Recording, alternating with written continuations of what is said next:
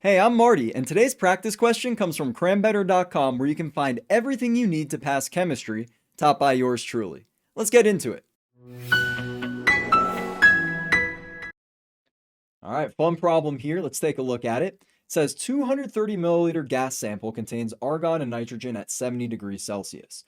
The total pressure of the sample is 740 millimeters of mercury, and the partial pressure of argon is 250 millimeters of mercury. Great.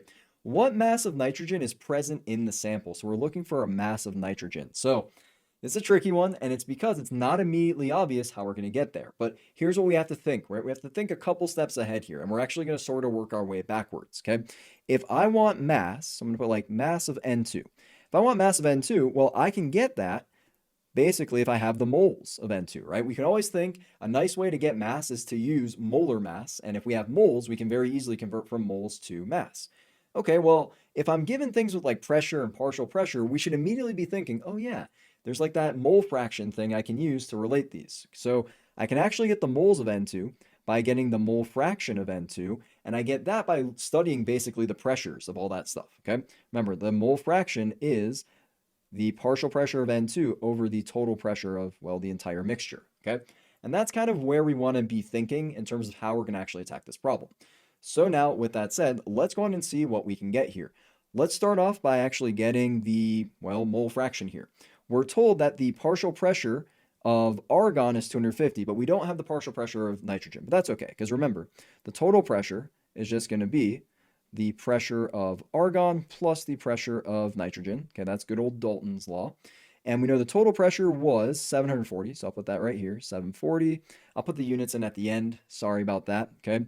And argon is 250 millimeters of mercury. So just doing a quick little subtraction, we'll get the partial pressure of N2. 740 minus 250 comes out to 490. And again, I'll write the units now. This is 490 millimeters of mercury for that partial pressure of N2.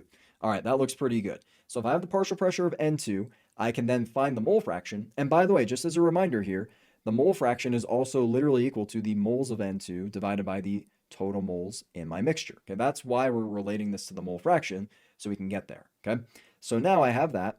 I can use this to calculate my mole fraction, and really more importantly, and I'm actually going to solve this right here for the moles of N2 because that's really what I care about over everything else. I just need to get the moles of N2. It's a quick conversion after I get that to get the mass. The key of this problem is finding the moles of N2, okay? So to do that, I'm going to solve this equation really quickly. If I multiply both sides by N total, you can see that that cancels from both sides. And I end up with, over here, I'll put the moles of N2 will be the total number of moles basically times that mole fraction, which we have to calculate anyway directly by looking at the partial pressure of N2 and dividing that by the total pressure of everything, okay? So let's go on and find what we need here.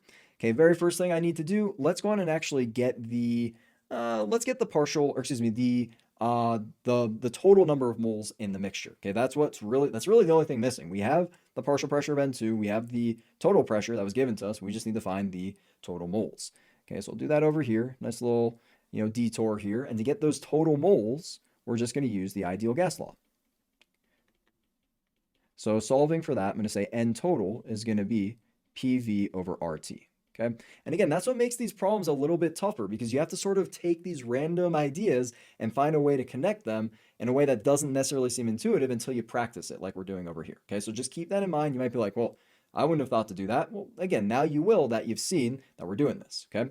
So anyway, we want to get the entire pressure, so the total pressure, remember use that, and we want that in ATMs. This is going to be 740 over 760. That's how you do a quick conversion from millimeters of mercury to ATMs. You just divide the number by 760. Okay, the volume is what?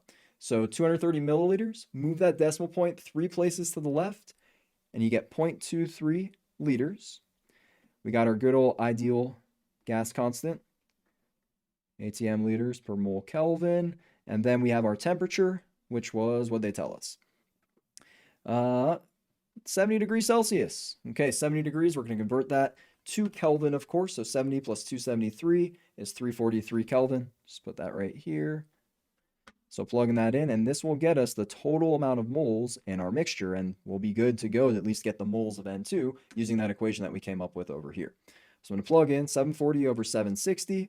That's that pressure right there in ATMs. then times 0.23, divide that by the gas constant 0.0821, and then divide that by 343, and I got 0.00795, we'll call it. So 0.00795. If you want to see the units cancel, go on and cancel out all that stuff. You're left with moles.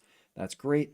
Okay, of course, we're going to use this exact number, so I'm going to come back over here, plug that in, so the 0.00795, and then I'll multiply that by the pressure of N2, the partial pressure, which is 490 millimeters of mercury. And now I don't need to put this in ATMs because, again, as long as I'm in the same unit for pressure, partial pressure, and total pressure, it doesn't matter because the units are going to cancel, right? So you don't need to worry about converting this to ATM. That's okay. The only thing you absolutely always need to convert and be worried about is temperature. Make sure you're always in Kelvin, okay?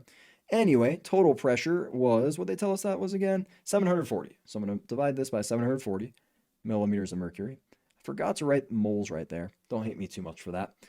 Cancel those out, and now I'm going to multiply this by 490, divide that by 740, and I get 0.00527, we'll call it. 0.00527, that's moles of N2. The final step is to actually get the mass of N2, okay, and we're just going to do a quick little conversion. So the mass of N2 is going to be 0.00527 moles of N2. And now we need the molar mass of nitrogen gas. That's 14 times 2. We'll use 14. That's good enough. If you want to use 14.01, that's fine. But multiply that by 2, you're going to get, so that'll be 1 mole of N2. 14.01 times 2 is going to be 28.02 grams of N2. And now we're just going to multiply that number that we just found, which is right there in the calculator, the 0.00527. Multiply that by the 28.02, which is the molar mass of N2. And I got 0.148, we'll call it. So 0.148 grams of N2. And that is the mass of N2 in this really strange mixture up here. So that's how you would do this kind of a problem. So it's kind of weird finding the mass, even though you're only given things about pressure. You have to immediately be thinking, all right, let me get to moles. And of course, once you're in moles, that's such a powerful unit to have because you can use molar mass to get to grams. If you want to pass your classes the easy way, head to CramBetter.com. We've got study guides, practice exam questions, and shorter, easier explanations for every topic in your class. So click the link in the video description, and I'll see you there.